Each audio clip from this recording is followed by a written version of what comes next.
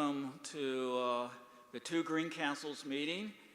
It's a little bit after 10 o'clock in Pennsylvania here in USA, and it's probably around 2 o'clock or a little bit afterwards in Ireland right now. So we are definitely live, and I just want to thank Bean and Biscuit for the food this morning, and Bear Signs for the flags that I purchased, and Dollar Tree for all the goodies. And then we have some things that were made up by the students in 3rd, 4th, and 5th graders for the December 10th event on the square in Greencastle for Christmas. So I had the students, well, the teachers had the students make up some things here. So I just want to thank you for being online. So we're just going to get started. The first speaker we have is not the mayor. The mayor is attending a funeral for one of his uncles who passed away. So fortunately we have the president of Greencastle Council, and that's Mr. Miller. So he will speak first. And then Debbie Cunningham from the Greencastle Chamber of Commerce will speak. And during the time she's speaking, towards the end of her presentation, when we talk about forming a friendship between the two communities, we're going to be crossing the American and the Irish flag. So we'll be doing that. And so that's going to be like forming that handshake between the two communities, Greencastle, Ireland, and Greencastle here in Pennsylvania. Good old USA. So I'll turn over the mic to Mr. Miller.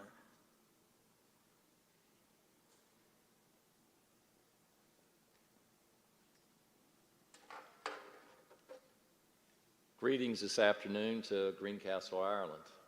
I'm Albert Miller, President of the Borough of Greencastle, Pennsylvania Council.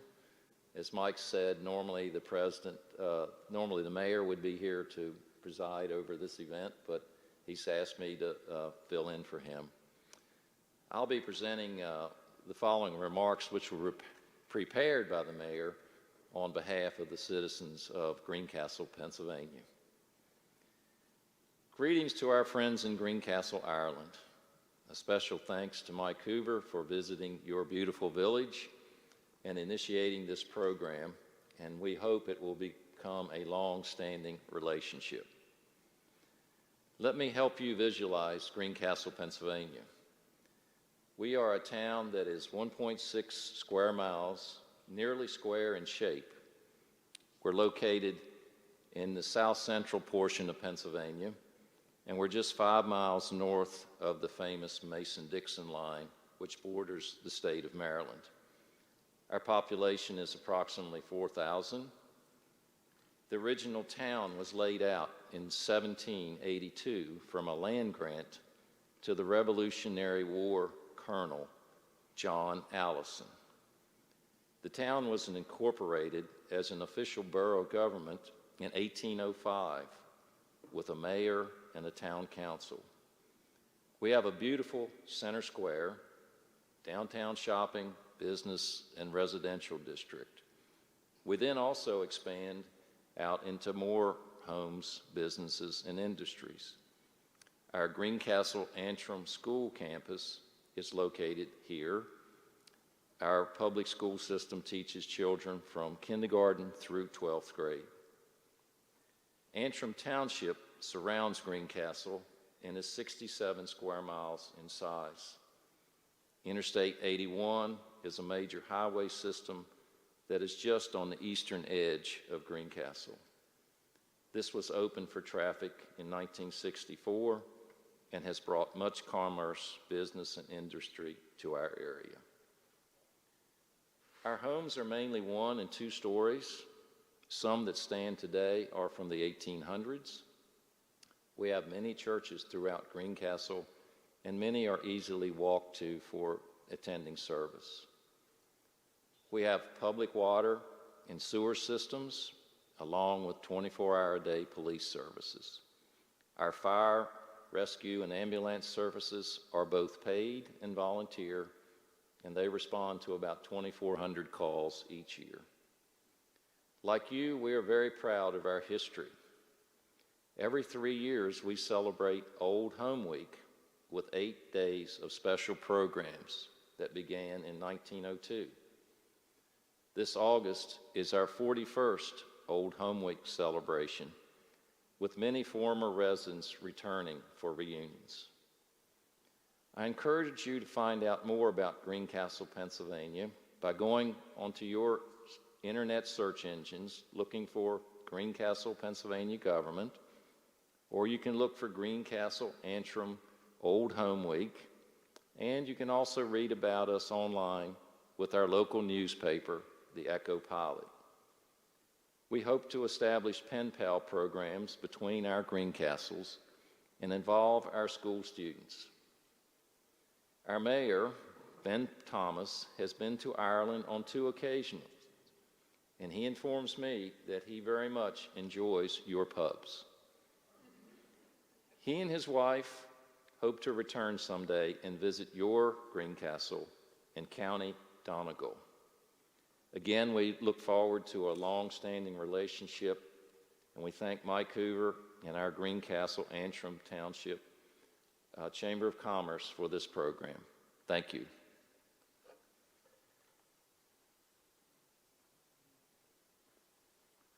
Thank you, Mr. Miller.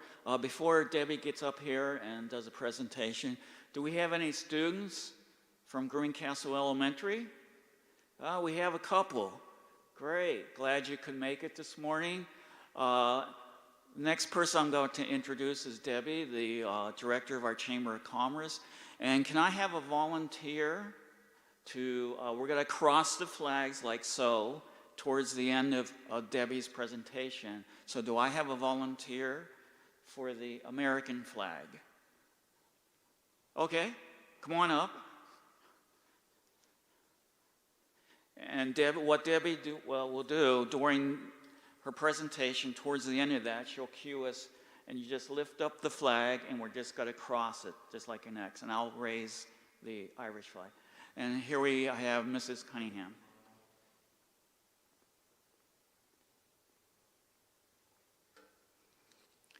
Good morning. Most of us in this room probably already knew about the town of Greencastle, Ireland, but we probably didn't know about its people, its history, or very much about the town.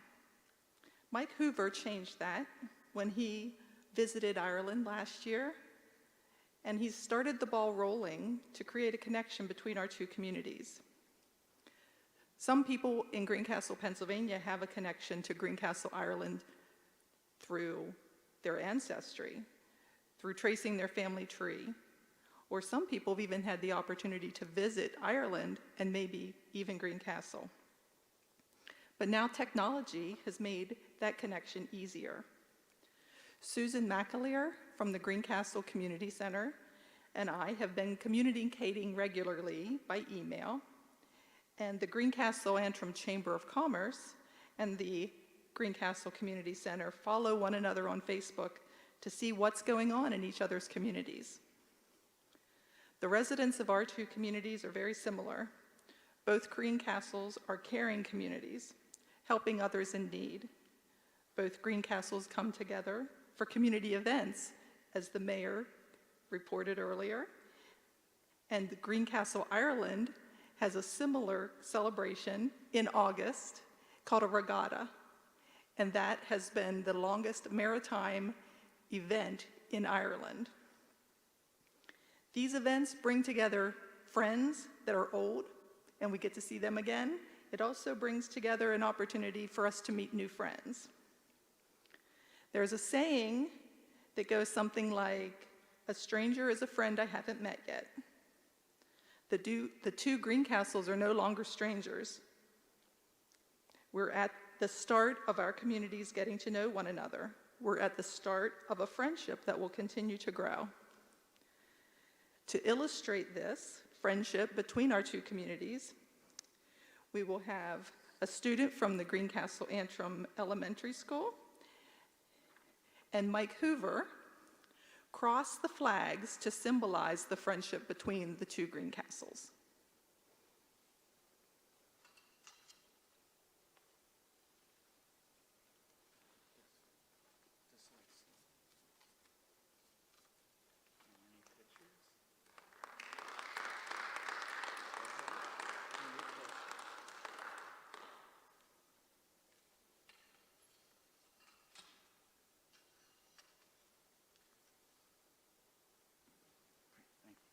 Thank you very much.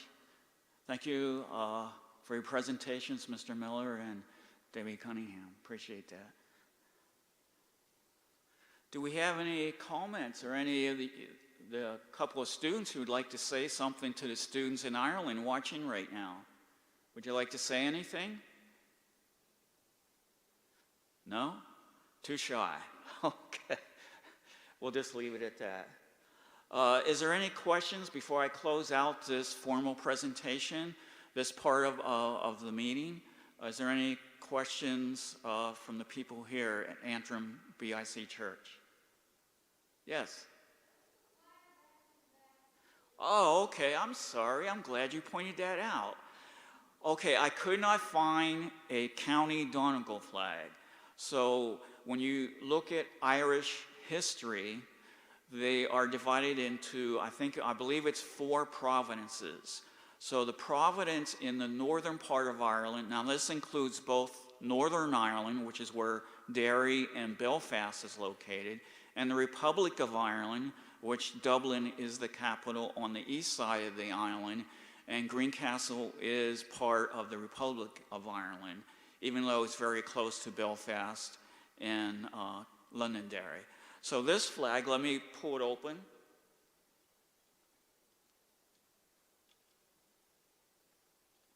Has a hand in the center. I do not know what the significance of that is, but this is the Providence flag for Ulster. And like I say, that's the northern part of the whole island of Ireland. And then behind the American flag, we have the Pennsylvania flag.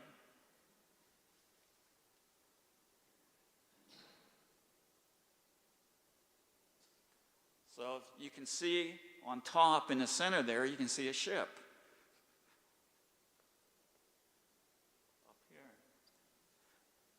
So that's probably, if you go back in history, Philadelphia during the Revolutionary War and before and after is a major seaport.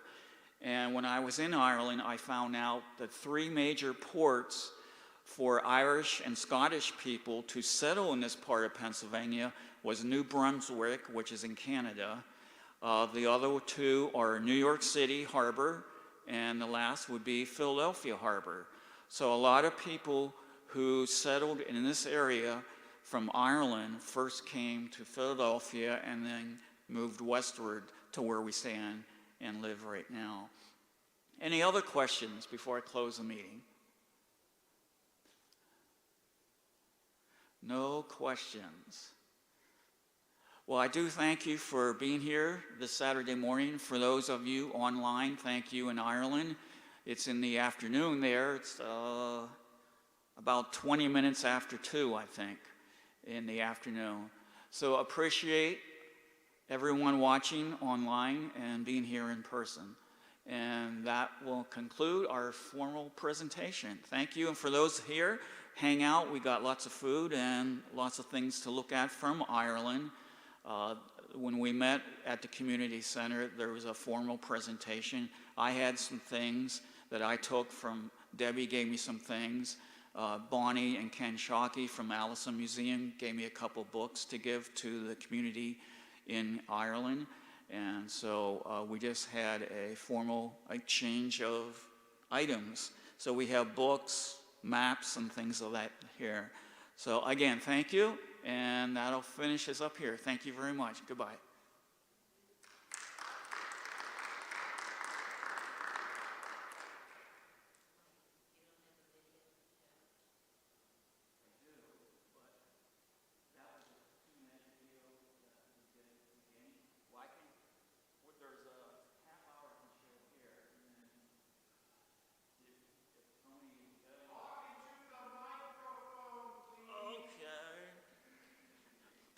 They were wondering here if they could have the 18-minute video going, and that'll show the places I went to in Ireland of both County Donegal South and the peninsula where Greencastle, Ireland is located. And I'll have the TV going over here too, Tony. So. So this is at Greencastle Hotel. It's right on Foyle Bay, and this is something I did trying to pretend I'm a Hollywood producer. This is oh, I forget what it's called. It's a special program. You can do special videos. And if you have Windows 10, if you go down the list, it'll have a video editor that's free to use if you have Windows 10 operating system. Windows 10 is very simple. DaVinci 17, which is the short version, that is a learning curve that is very, very difficult. DaVinci 17 is used by Hollywood, New York City producers to make movies. I understand that one of the movies, I don't know which one it is, the science fiction movie about Godzilla, Japanese history, they actually use the software. There is a paid version of that. It's like $300, This is a pet suit generated by the hotel.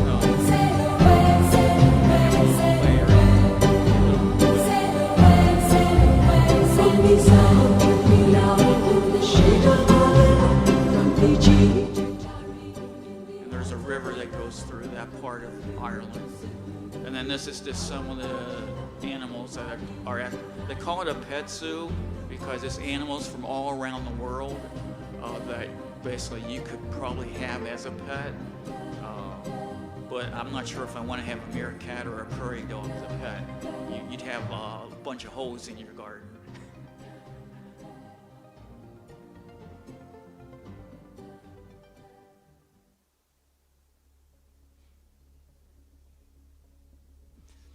And if you have a hard time seeing it up front, you can turn around and look on the back because it's on the back screen also, and you're a lot closer to the back screen.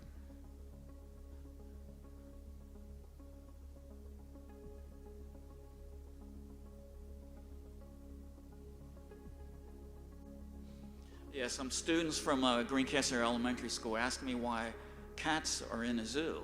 Well, it is called a pet zoo, so. And this is a special breed of cat in the UK area and Europe.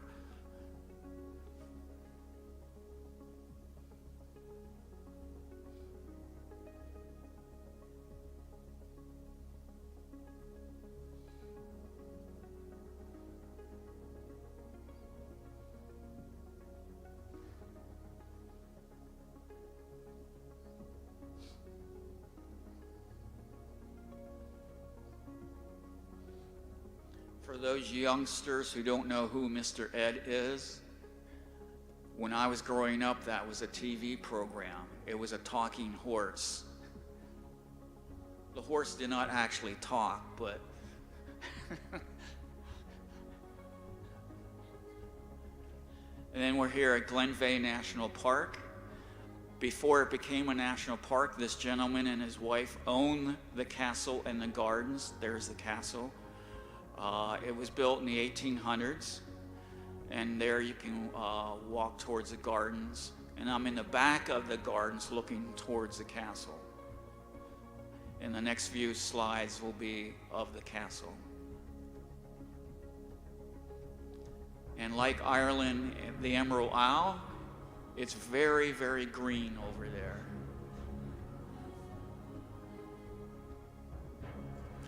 And since when I was living in Southern California, I worked at an architect firm for 18 years. So architecture of the different styles of the castles. The Vikings and the Normans had two different ways of making castles. And of course the Irish clans also made castles there.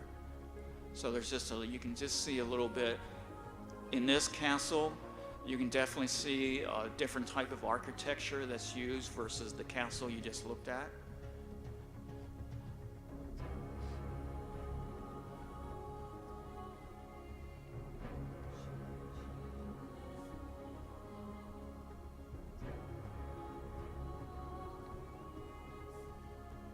And then when we had a tour, we had lunch, and you can see a typical American Irish lunch. This is the airport in County Donegal. So it's a lot smaller than Hagerstown Regional Airport. It's probably a little bit bigger than Chambersburg's airport. This is Leo Tavern. Leo was a father of the Brennan family. He passed away in 2016, and he started this, he actually bought this tavern from somebody to start having traditional Irish Gaelic music, and his family, and especially the Brennan family, I think 6 of them formed the group Clannon, and then one of the sisters, Enya, then went solo, and of course you probably hear her on the radio sometimes. But the Clannon family did Last of the Mohicans, King Arthur, and Harry's Game. The hotel I stayed for 2.5 weeks was also owned by a Pennsylvania family, and this is a little history. This is the front of the hotel where the castle used to stand. The castle is no longer there.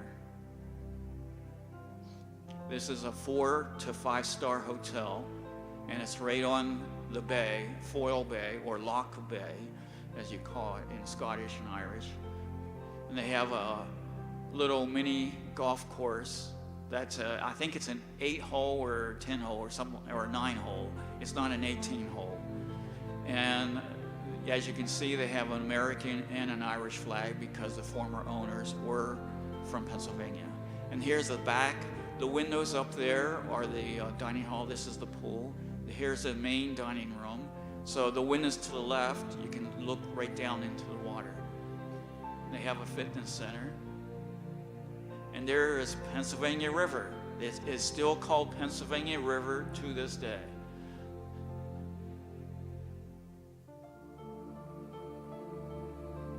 And across the river, you cross this bridge, is a children's play area, leisure, and then this is what it just says, boathouse.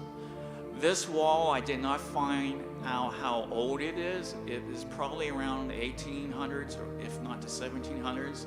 They do have a lot of cycling, and that's what's left of the castle and the towers. So as you can see at low tide, you can walk on the shore, but you have to be very careful. When high tide comes in, you don't get trapped. And we have a lot of cargo and oil ships, oil tankers going to Derry. There's very low tide. And you even see a tractor out there. Well, this is a farmer, and his farm is on both sides of the hotel. So the only way he can go without going on the road is going on the other side to the field when it's low tide, and that's the reason he goes this way.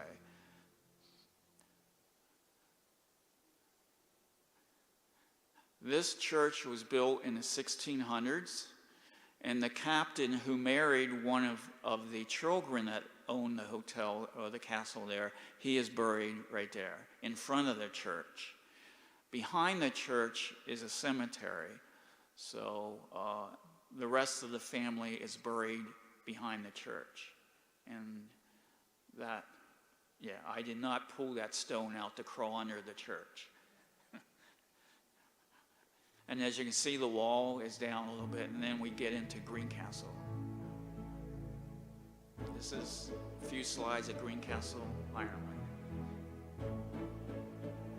Susan did that graphic, so she's pretty good, I guess, on the computer doing graphics. They have a shore path, and this is some posters that's posted on the shore path. You can go to the town south of Greencastle. It's about a 3-mile walk. There's a ferry, goes to Northern Ireland. It's about a 15-minute trip, or if you want to drive, it's a 2.5-hour drive around the bay to get to Northern Ireland, to the other side of the bay. So a lot of people take the ferry, 15 minutes versus 2.5 hours. Big difference.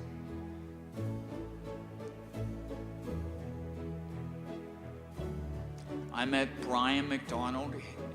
Him, his brother, and nephew are now the operators of this boat house here. The boathouse, they actually started in 1750. Toyotas are pretty popular over there, so this is a Toyota that the Coast Guard uses, which is right across from the school here.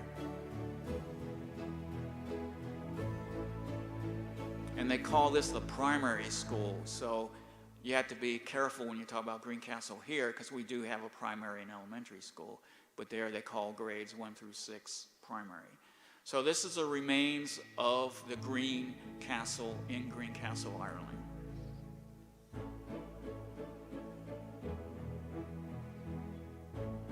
And it was pretty big for a family to live there. And the British built this fort because they were concerned about Napoleon invading this part of Ireland.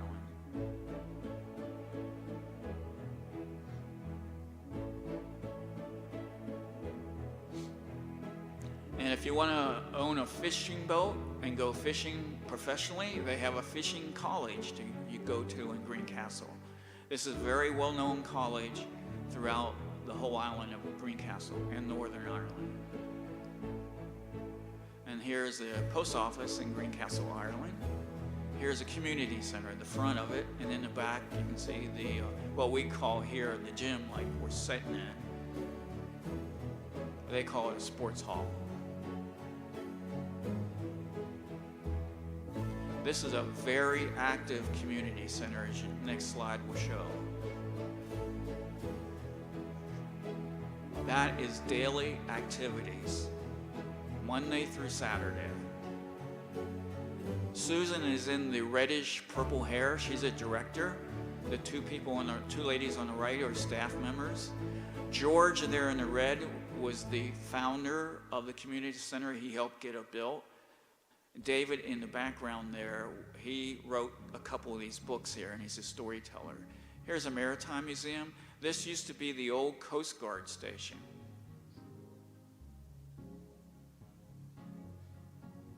So the next few pictures will be inside the Maritime Museum.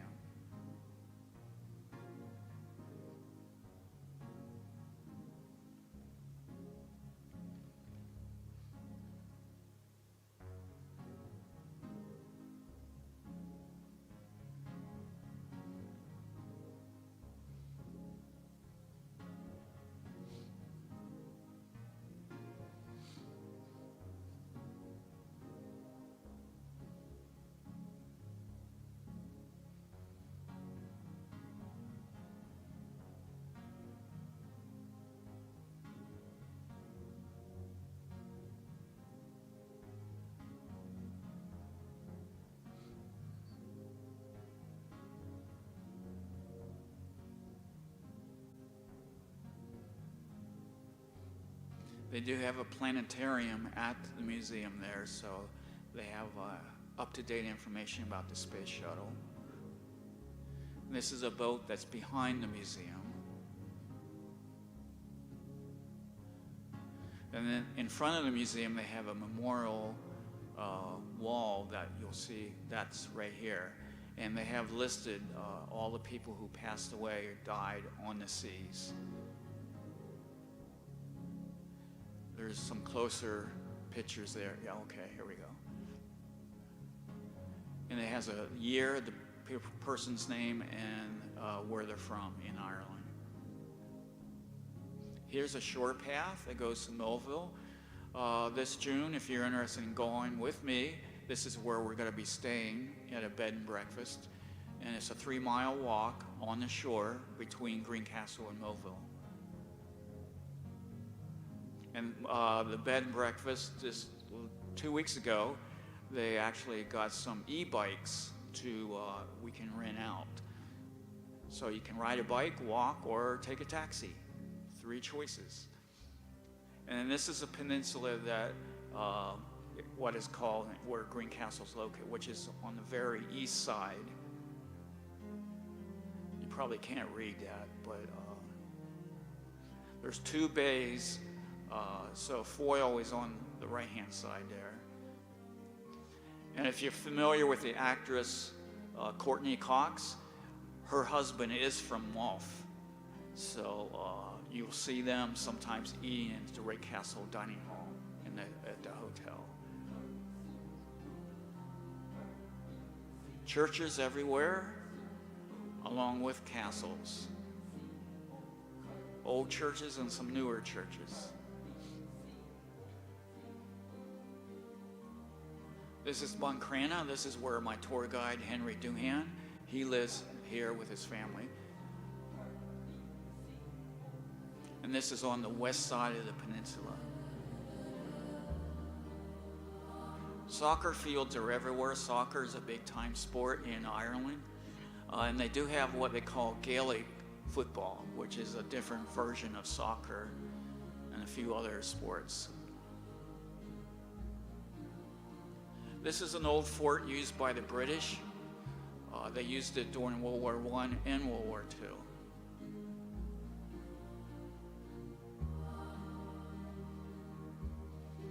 And on one of the walls they have a date line, so some of the dates you'll see.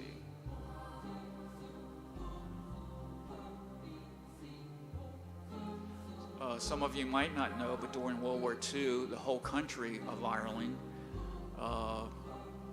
was neutral in World War II.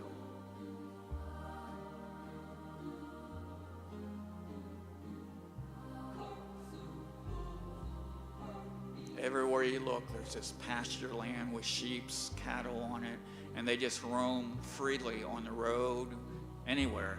And the sheep, you'll see in a later slide, they're painted on the back, so the people who own the sheep can identify which sheep is theirs and which is their neighbor's.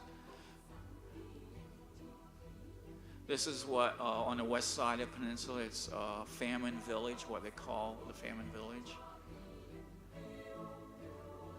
If you're into Star Wars, this is where part of it was filmed.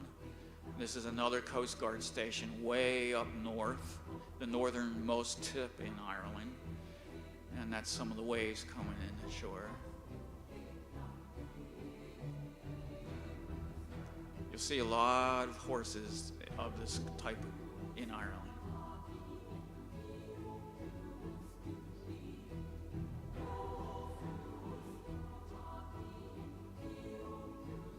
The music you hear in the background, I only have CDs of Enya, and so that's her instrumental and vocals.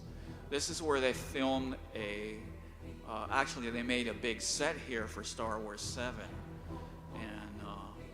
And then they ate here a lot, the cast and the crew, the helpers of the Star Wars movies, 7 and 8 ate here. And so it's interesting to go visit if you're a Star Wars fan. And that's a boot that Mark Hamill, who plays Luke Skywalker in the movies, donated that to the owner of the restaurant and tavern.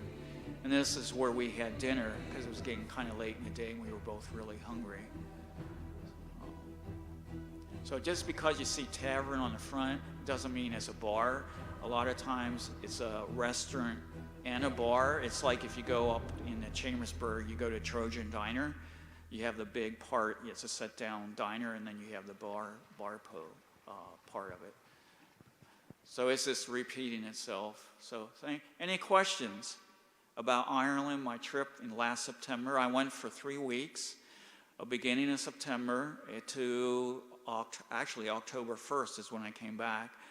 When I was there, the first part of September was very warm. It was a lot warmer than what it is now. It was very sunny. You could probably wear shorts and just a regular polo shirt or a t-shirt. The last week in September turned totally different. It was very windy. The temperature dropped 20 degrees, 15 to 20 degrees every day for 7 days, and it rained every day. And unfortunately, I was in a big hotel, Greencastle Hotel, so I was able to, stay inside, go have breakfast, because that was included in my stay there at Greencastle Hotel. And it was a buffet breakfast. And if you ever had Irish cheese, which I do have some over here, it tastes a lot different than our cheese, which is made here locally in Wisconsin. It's very, very fresh. It just tastes a lot different. The food, they have a very strict code over there when it comes to food, more so than what we do here in the United States. Preservatives, chemicals, additives are basically outlawed in Ireland, the Republic of Ireland. Now, Northern Ireland might be a little bit different because it's still ruled by England. But the Republic of Ireland, if you're familiar with the drink Gatorade, I'm sure we're all familiar with that. When Gatorade first came out, there was a chemical in there that was not allowed, Gatorade was not allowed to be sold in all of Europe because of that one little chemical. But it was sold here in the United States because the FDA approved it. Fortunately, what happened, a student, I think he was a high school student, wrote to the FDA and said, hey, how come this is not, Gatorade product is not sold in the UK and Europe, but it is sold here in the United States? What are you trying to do to us? So the Gatorade, the company who owns Gatorade and makes it, actually changed and took that chemical out. So the Gatorade you now see is a product that would be unequal to what's being sold in Europe. So a lot of stuff like you see in a grocery store, a Giant, Wise, Walmart, you will not find in Europe or Ireland because the food codes are definitely a lot stricter over there than they are here. Any questions? Yes?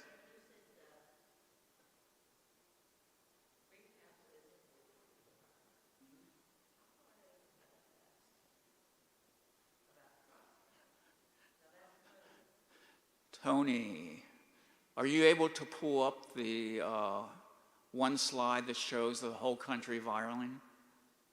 Or you already put that away? Okay, I can explain to her, and then, well, it's in a lot of people don't know, but Ireland, you have Northern Ireland where Belfast and Derry's located, which is it's straight up north of Dublin and Dublin Airport. Let me get here so you can hear me. Well, he's got to put it up on the screen so she can see it. And then it's a 4-hour drive from Dublin Airport or Dublin to Greencastle, Ireland, because the roads, they have a road similar to like what we have in 81, and then a lot of the roads are like, I'd say Route 11, Route 30, Route 16, but then it goes into like the road out here into a real back road, and those back roads are very narrow. And a lot of them, as you can see, the pictures of the countryside, you have to go through the countryside to get to Greencastle, Ireland. So they have hedgerows. Now, on this map, Greencastle is to the far right. Yeah, where the cursor is right there, that's Greencastle. Now, Moville, if you see Moville there, Tony, it's just south. And then Muff, which is the next town, way south of Moville. So Muff, once you go through Muff, there's a Y. You go right, and you still are in the Republic of Ireland. If you're going south and make a left, you go into Derry, about 2 miles down the road, and you're in Northern Ireland. So the whole architecture, the license plates, the way the cars are, you can see a total contrast within 5 miles because you're in a different country. Like I said, Northern Ireland has a lot of British architecture. It's still run by England, so you'll see a lot of British officers or even army people carrying guns. And then Northern Ireland basically is wide open. Now, since the Troubles in the 1970s and 80s, remember the IRA was killing British troops and all that. That is no longer a part of both countries. You can go from one country to the other. There's no checkpoints or anything like that. So it's just free travel right now. The only bad thing that happened when England, I'm sure Wales and Scotland joined, it was the UK, or I think it was just England, I'm not sure, went out from the European Union. So England is now just part of the island or the countries of the UK. But the Republic of Ireland is still part of the EU, the European Union. They use euros as their currency, but if you go to Northern Ireland, they still use the British pounds or the sterlings. But if you're close to the border, they do a mix. Like if you go to New York, for instance, upper state New York, close to the Canadian border, some of those towns that I've been to, they'll do both Canadian currency and U.S. currency. They'll interchange. And you'll just have to know, what the exchange rate is when you're paying for something at a store, or gasoline for that fact. Now, Republic of Ireland uses a metric system. So they do kilometers on their cars and kilometers in their distance locations on their signs, like right here. But when you go to Northern Ireland, it's all in miles. So I thought the UK still is on the metric, but I was told, and then I saw it for myself, they still use the miles. So this peninsula you see, if you go the perimeter of that peninsula, Ishohelvan Peninsula, it's 100 miles. So it's no small piece of land up there. But that kind of jets out from Northern Ireland and the Republic of Ireland, and it's almost like a little county of itself. They have their own newspaper, which we were in when I was there in September of last year. And then the whole county of Donegal has an online newspaper. So this is directly, if you look at the map and go, I would say southeast by a couple inches, you'll see Derry. And then if you go down further east and south, you'll come to Belfast. Is that Derry right there? So Derry is, see how, because Derry is a major port with that Foyle Bay coming, that's Foyle Bay up there, the body of water, which goes the whole way to Greencastle. And then, like I said, the ferry goes across from Greencastle to that one mark right there, and it's a 15-minute ride on the ferry. So a lot of people, what they do, if they tour the northern part of Ireland, and they go from Northern Ireland north of Belfast, they'll take the ferry into Greencastle, and then go to the western part, go to Fort Dunree, the Famine Village, the world-famous golf course that's on the west side of the peninsula there. But that's all County Donegal, Ireland. So it's a huge, and from where I stayed where Leo's Tavern, Annacourt, Gweedore Hotel, to Greencastle itself, going through Letterkenny, which is the biggest town in County Donegal, it's an hour-and-a-half drive. So you go through a lot of country roads, and I'd say a road type, the major road between Greencastle and Muff is like going from the west side of Greencastle to Mercersburg. It's that type of road. It's one way both ways. So it's one lane both ways instead of two or three. Does that answer your question? Like I say, to drive from Dublin or Dublin Airport to up here is a 4-hour drive. Now, if you go to County Donegal Airport, it's a 45-minute flight. So, and it's, I think, in euros, it's probably about $45 one way. So you're talking $90 round trip to go from County Donegal to Dublin Airport. And it's a two-prop. Remember when they had the commuter planes down here at Hagerstown Airport, that Cape Air was one of the airlines that had a 2-engine prop job commuter that went down to Dulles and also to Baltimore and Washington Airport. So it's that type of an airplane that hauls like, I'd say 15, 20 people. And there is a luggage weight limit, I think, on those commuter planes. Any questions? Yes? Food? Food is a variety of, I follow Leo's Tavern on Facebook. They sometimes have traditional Irish food, and then sometimes they'll have just regular, steak, hamburgers, French fries, typical Western type of food like we have here.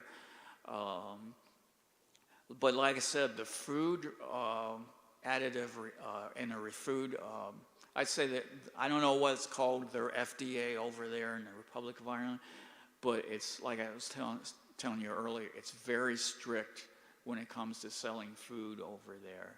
A lot of your preservatives, your additives that you have here that we eat, they do not have in Ireland. So that's the reason why I say when you taste Irish cheese here, which you can buy now at Wise Market and Giant, they both sell now imported cheese from Great Britain. Actually, Giant has some cheese from Australia, so I didn't know they make their own cheese, but I guess they have dairy cows. But so it does taste a lot different. Even if you make like a cheese sandwich, you heat up the cheese. When the cheese melts, you can see it's totally different than what our cheese that's made here in the United States. It's totally different when it goes into a liquid form. And then sometimes it makes me think, okay, what are they putting in our cheese that we're eating here in the United States? So, but it's a lot fresh. At Greencastle Hotel, every morning they have a buffet breakfast, a cold part and then a hot part. It's from 7 a.m. to 10 a.m. So you can go there as a visitor, and you don't have to stay at the hotel, which we'll probably do if someone here wants to go along. But when I stay in Mobile, I'll probably take a trip down and have breakfast there, because you can sit there. I usually got up around 6:30 and then walked in, and I'd be the first one, so I can sit right next to the window, and the water's like right down, 2 stories below, and you can just see the waves. And sometimes they like opening the windows or the sliding doors, because it does get hot, because their kitchen at Greencastle Hotel kind of blends in with the dining room. So it does get kind of warm there in the mornings. But yeah, the food is fantastic in Ireland. It's like anywhere you go. Now, a lot of the taverns or restaurants, they have outside places, because in the summer, let me backtrack on it. Tourism is very big in Ireland. When COVID hit, I couldn't go. It was just too restricted for me, and they were basically locked down for a lot longer than we were here in the United States. I mean, when they got locked down, over in Republic of Ireland, your license plate has a code that says what county you live in. So Donegal is D-O, Dublin is D-U, and if you live in Cork, it's C-K or C-O. So that's on your license plate. So when the police, when COVID hit, if you're like in Letterkenny getting medications, because that's where the major medical offices are in the county of Donegal, if you live a different county and you're trying to get your medication, you can be pulled over by the police. And you better have a pretty good excuse during the COVID lockdown why you were in a different county than because actually when they were on really lockdown, you can't even go to a different town. It was that strict. Now on the 28th of February, they eliminated everything. You don't have to be vaccinated. You don't have to get tested. You don't have to fill out any contact tracing forms. You can just buy your airline ticket and just go. Now returning, we still have some, I don't know what President Biden administration it has. I know it's still a mask mandate, but I'm not sure coming back if you have to get tested before you enter back into the United States. That's something that I had to do my research, and I'll show you my package.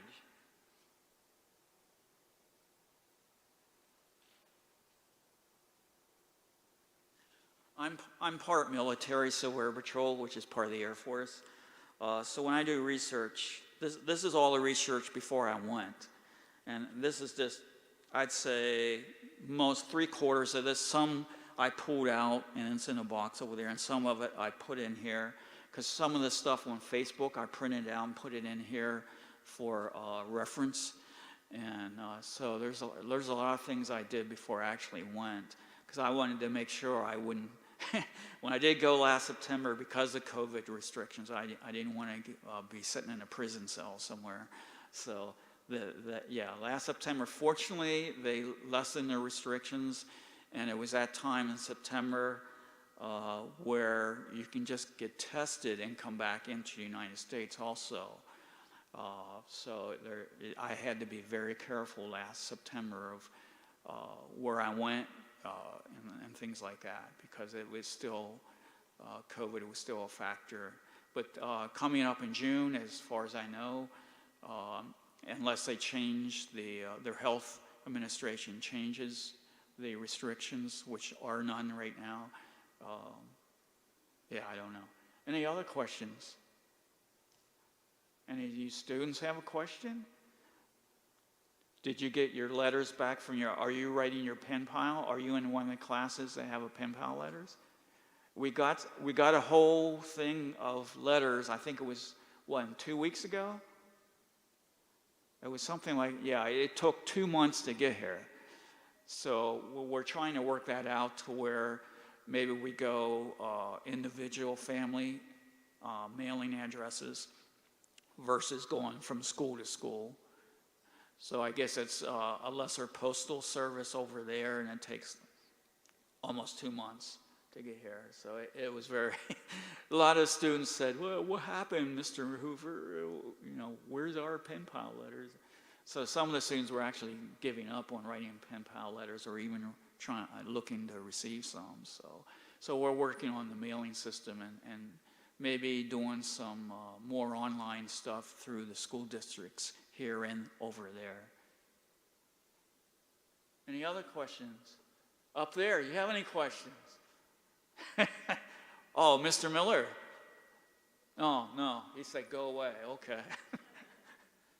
Anybody else? Well, feel free to just stay here and look around.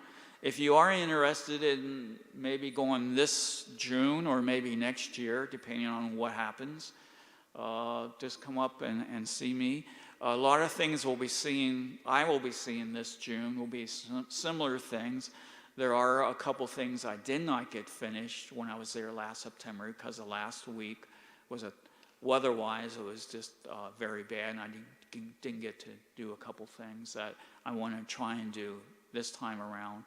And the time period would be the end of June into July, so it would be only like 10 days. So you give and take 1 day going over, another day coming back, and then the rest would be basically touring, going back to Leo's Tavern, going back to the Pet Zoo, going then up to Greencastle, or vice versa, going to Greencastle first, then going down to the Guidor area and tour that. And we're definitely going back to, I would say that the Glenveigh National Park, the castle was closed in September, so I did not get a chance to tour the castle. So that's one thing I'm very much looking forward to this time around, because it's open now. So that it was not open last year. So anyway, if you want to just come up to me, I'm around here till whenever. We have to actually tear down, get rid of the tables and everything. Then we're going to set up, after where I'm done here, we're going to bring the chairs back here. So we're setting up for tomorrow's Sundays, because we have our Sunday services here. I go to church here. So, one last time, any more questions? Yes? Maybe? No? Okay. Well, thank you for being here.